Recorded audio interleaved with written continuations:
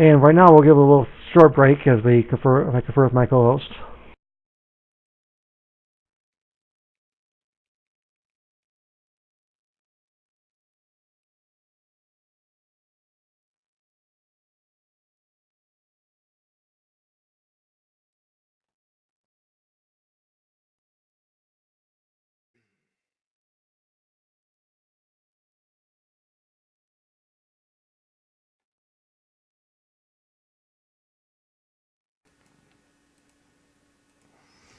Hey, Luke, sorry about that. Sorry to the audience. We had a small technical blurb right here on my computer thing, my computer machine. We are back streaming live on YouTube, so this will be part 2 of what we were doing earlier. And at this point, I will hand it back to Luke. Sorry about that, Luke. Go right ahead.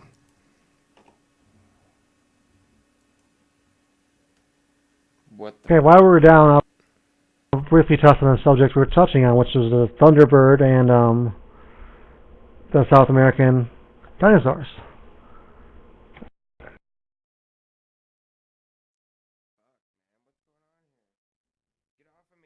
As I was saying, it was a thunderbird, the Southwest, a wingspan of 12 to 18 feet long. Some people say it's like scales of a reptile. Some people say it's feathers. Well, what gives credence to this thunderbird is tales of the Indians of the Southwest and the West, and their lores, their tales. Not only that, but also in cave paintings, show a huge bird, which they called it. The downtime was, and not the goes on the South American dinosaurs. As I was saying before, we have explorers going in the Congo and the Amazon, and they see something in the distance. They see something by the river. Things to know. So it's interesting. I think a lot of I think that at some point there was possibly a cross pollination with some of the Chinese mythology. So I think the Thunderbird is a distant relative to their dragon mythology. So I don't know. As far as a real life relative of some actual animal, I'm not really sure. I can't think of an animal that matches anywhere near a description. But then again, how would I know? We don't even know what's going on Earth necessarily, and so I don't know. This one I'm like on a maybe because I can't think of anything. So maybe if there's some archaeological uncovery in the future that can verify this, I'll be more on board with it. But as for right now, yeah, I don't know. I don't know.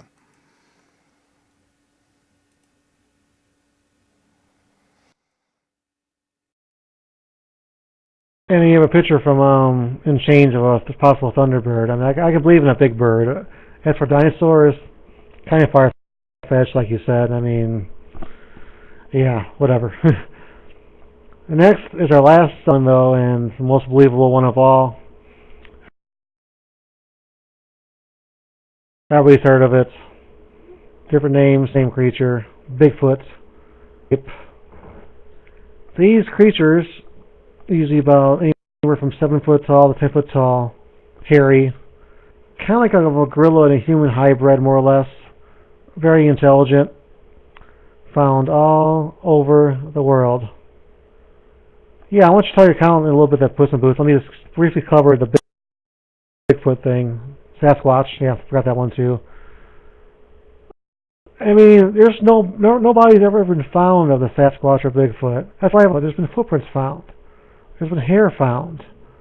There's been real weird yells at nighttime. You have reality shows on TV, Finding Bigfoot, where they've caught thermals of this creature, supposedly. They've caught the sound, the yelling sound of it, obviously. I mean, it's not coyote. It's its own category. This is the hide-and-seek champion of the world. It's never been defeated before. I mean, here's some pictures out there of it. Some are some really horrible pictures, to be honest. There's only like 1 or 2 good ones. But Al Napa used to live in Washington. She heard whoops when she was a kid. There's something out for it and never be found, to be honest. I mean, there's reports of some Bigfoots in Ohio where I live, and not so much in Illinois where I used to live, but I mean, in the West Coast, in Oregon, and Washington, tons of reports. The skunk ape in Florida. I mean, there's so many reports about this thing all over the world. I mean, in the Himalayas, a Yeti. There's reports of this creature in Europe, I do believe. Some in South America is called by a different name, and it's a little smaller too, to be honest. But I mean, in order for something to be that well hidden, and perhaps removing dead bodies, it has to be really intelligent. Almost intelligent as us. Up there. You know, and I have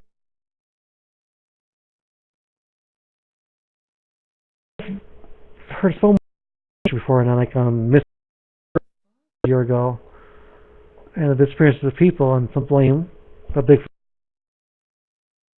for the Yeti. And the Supertramp goes, and this hybrid bear, half Eurasian, half polar bear. They may explain over in Europe, but over America, it's different variation over here, though. There's pictures of it, even less videotape, but there's like footprints in there. There's casts of the footprints. There are these sounds of yelps in the middle. There's something to this. There's some credence to this, basically. I think this is kind of believable, to be honest. I've never seen one. I've heard tales before. You know, I've heard tales. But I need to see a dead body, though. See some bones left over. A skeleton remain of a Bigfoot. Never found before. Is it because of someone's hiding them from the maybe? Probably not. I mean, they're more liable to hide aliens than they are Bigfoots. But maybe Liberty, that's why I struck with this question, Liberty. Why haven't we found any bones of the Bigfoot? Why haven't we found any dead bodies of Bigfoot? This is why I struggle with a Bigfoot. Only reason why I kind of believe in it is because the yelps, the howls, and the footprints. But I mean, where's the dead bodies at? Where's the bones of the Yeti at? I mean, no one's ever found any before. What do you think, man?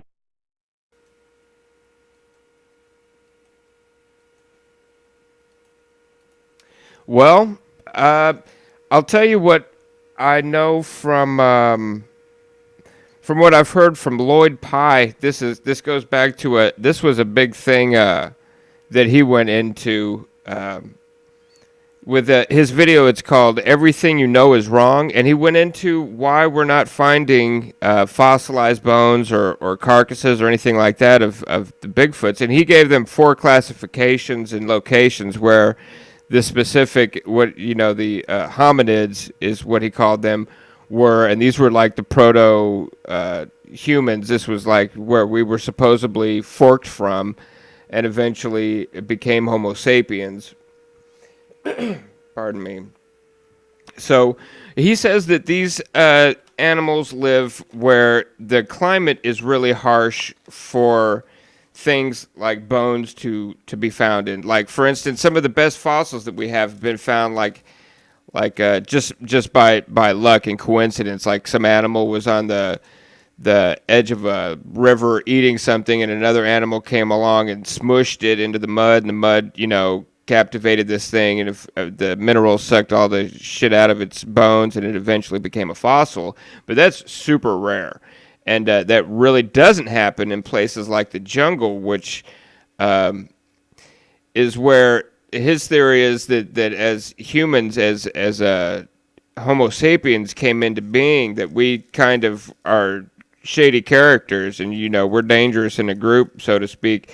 And we pretty much just told the hominids to kick rocks, and we chased them until they ran until we stopped chasing them, and where we stopped chasing them was into the jungle. So the reason why Lloyd Pye thinks that we're not finding these bones and greater evidence. I'm sorry if my mic is cutting out. I'm having some internet issues over here this evening, and there's not anything that I can do about it. Hopefully that's getting archived properly. I'm sorry. Anyway, so I think that's why we're not finding. And there's a lot more greater detail that goes along with Bigfoots, and the theories like from Sitchin and people like that, where Lloyd Pye kind of built his stuff on.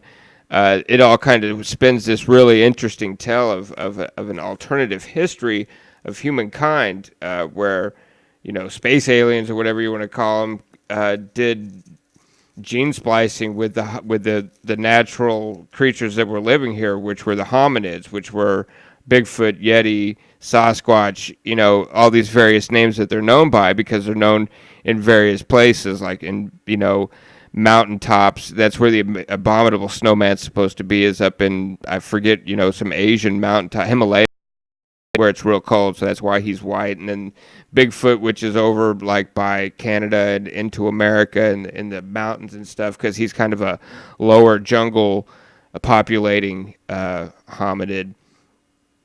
So there's all that there's a really rich, if nothing else, a mythology that kind of we've built around Bigfoot.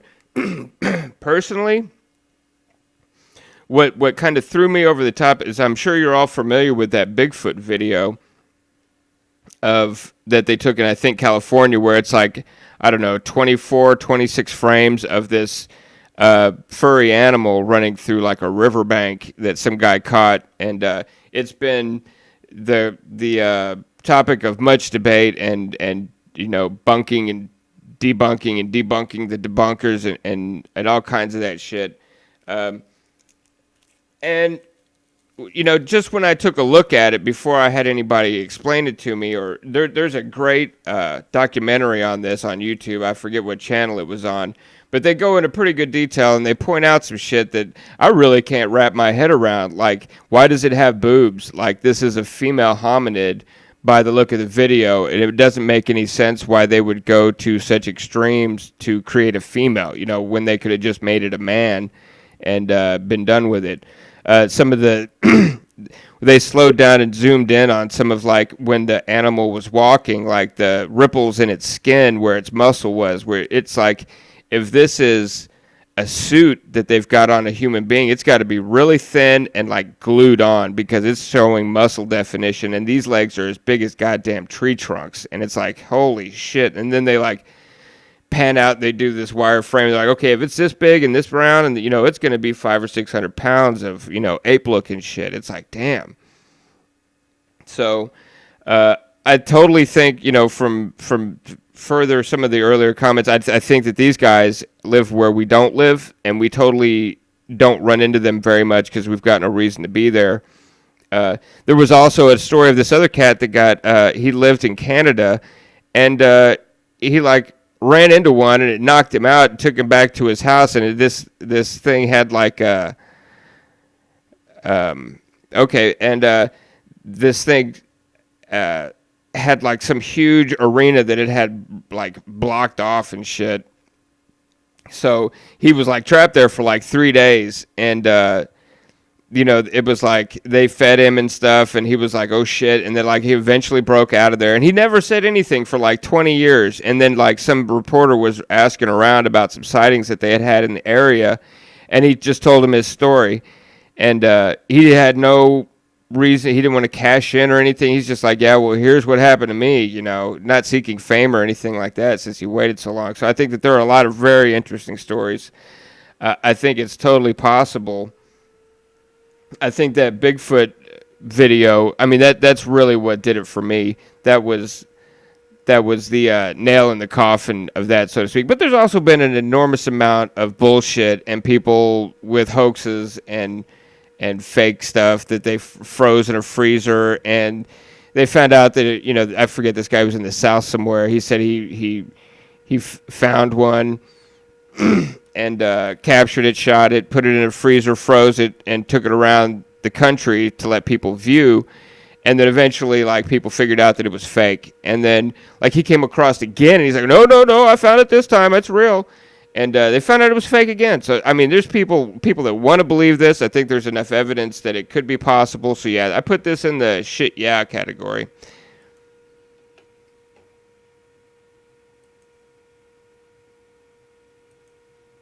Thank you, Larry. Now, Puss in Boots has a tale to tell us. Go ahead, Puss in Boots.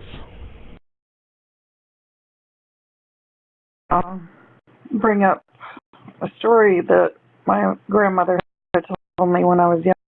younger about an incident she had. She in Canada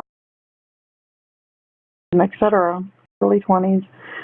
My mom and uncle were still, and she was downstairs in the house. The kids were asleep, and she started hearing noises upstairs. This is the type of house where you have a door on the second floor opening up to basically nothing. I guess it's for high packed snow or something in the winter. I don't know. And she said her steamer trunk was being thrown from one side of the attic to the other. And she was, literally scared to death. She couldn't do anything. The kids were asleep. She wanted to protect them. So she felt she was safer in the house because whatever it was that was upstairs, she felt safe downstairs or whatever. And I remember she told me the name that was there.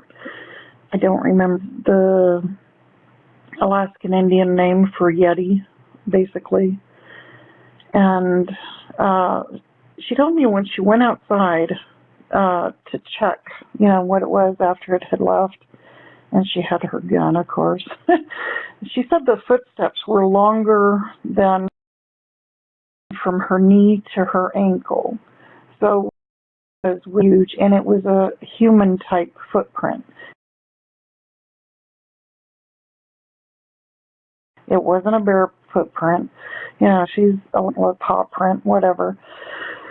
And so, this wasn't just something that she was saying to scare me, because I could see that she was still scared in retelling the story. There's times where people make stuff up, but she wasn't making stuff up. And, she never told me very much things from when she was younger, period. So when she did, I pretty much listened. So I have to, on her account, say that these creatures do exist. I haven't seen one myself, but anyway, I just wanted to add that in there. Thanks, I appreciate that. I mean, to me, there's overwhelming proof of this creature. I mean, you have the footprints, you have people seeing this, but I mean, there's not much photographic evidence. I mean, you have the one video of the Bigfoot Liberty was talking about. To me, it looks kind of fake, though. Liberty, no offense, but there's some good pictures out there, a few of them out there, but I mean, why not? I mean, the only thing I have a problem with is we don't find bones of it or the bodies, but that's been explained, supposedly. I mean, it's so popular, you have Bigfoot shows on finding Bigfoot, you still haven't found Bigfoot. That's the thermal image of it. Well, it could be a possible Bigfoot. But the thing that makes it real to me is the howls you hear from them at night. What other creature can do that? It's not a wolf howl. It's not a coyote howl. So what could it be? I mean, it has to be a Bigfoot then, or some kind of Bigfoot-like creature. And Scarlett makes a really good point. Mongrels weren't believed in until they were seen in the mountains in Rwanda. Very true, And as we go toward the end of the show, there's truth to every rumor, basically. Every little thing you hear about, there's some little truth to it, though. Just a little bit, maybe, or maybe a lot. I went through 10 cryptids. I mean, some are really believable, some are like, what? Really? No. Jersey Devil. Gary? No, I think it's bullshit. My take on it. Flying rods? Yes, I think there's something to it. Lake monsters. Ding, ding, ding, ding. This is the most believable one of them all. In the deep lakes and the oceans of the world, I think there's dinosaurs, plesiosaurs or other types. I mean, other kind of creatures we don't even know about because our oceans are largely unexplored. We know more about space than we do our own oceans. Kind of scary, huh? Then we have the sewer gator. Bullshit. Sorry. Spring Hill Jack. Maybe it's a demonic kind of creature or spirit, maybe. But, nope. Thunderbird. Yeah, I think there's something to this one, to be honest. There's about tons of reports from the Native American Indians. There's cave paintings of it. I think it's this, some form or fashion. Chupacabra. I don't know. Put a big question mark over this one for me, okay? Because, I mean, there's tons of evidence of creatures being their blood drained and tons of reports. No pictures again. No film. No bodies. So, big question mark. The Mongolian death worm. Yeah, I can see it happening. So it's possible. South American dinosaurs? Yeah. Question mark. Thumbs down, basically. Something that big will give us off a skeleton, or you see a dead dinosaur laying around. But then again, it is a very large creature, and it's also a very large forest and jungle. So you never know. And of course, even more credible than lake monsters, or just as credible as Bigfoot, Yeti, Sasquatch, skunk ape, the wild man of Europe. Do you think Bigfoot exists? I want him to exist. I want to believe, like Fox Mulder in the X-Files. I want to believe in this creature. No dead bodies, no bones, nothing. But, like I said, you do have howls. You have footprints everywhere and casts. They cast these footprints. I've seen a big footprint before when I was hiking one time with my Boy Scout troop back in the day. It's probably about 15 foot, not 15 foot, yeah, 15 inches long, basically, okay? And it was really human shaped. So I don't know if it was a prank played by one of the other Boy Scouts or whatever, but all I know is this. It's a big world out there. A lot of it's unexplored, to be honest. The jungles of the world, the oceans, the skies.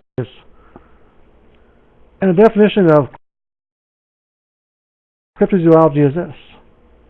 The search for animals has not been proven due to lack of evidence. Doesn't mean they don't exist. It means there's not enough evidence yet out there. I mean, something that's really smart as Bigfoot can hide the bodies, you know, and stay hidden from people, basically. There's tons of reports of Bigfoot. There's tons of reports of weird sightings of the Mongolian death worm, the Chupacabra. I mean, lake monsters everywhere. Very credible. Flying rods. Yeah, I think there's something to it. As for the Jersey Devil, the Spring Hill Jack, you know, the Chupacabra, camp, bedtime, you know. But, hey, so it makes life interesting, the unknown. Who knows what's out there for real? All I know, though, is that it's fascinating stuff, it's good for a read, and some of it might be true. This is the closer. Join us for Friday night as I interview self-proclaimed